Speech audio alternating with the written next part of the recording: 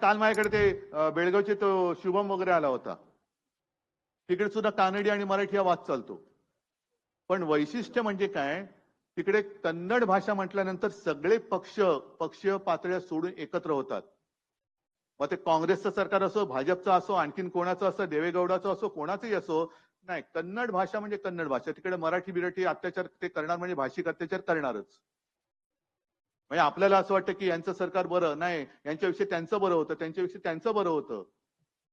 तशी आपल्याकडे अजून एकजूट होत नाहीये.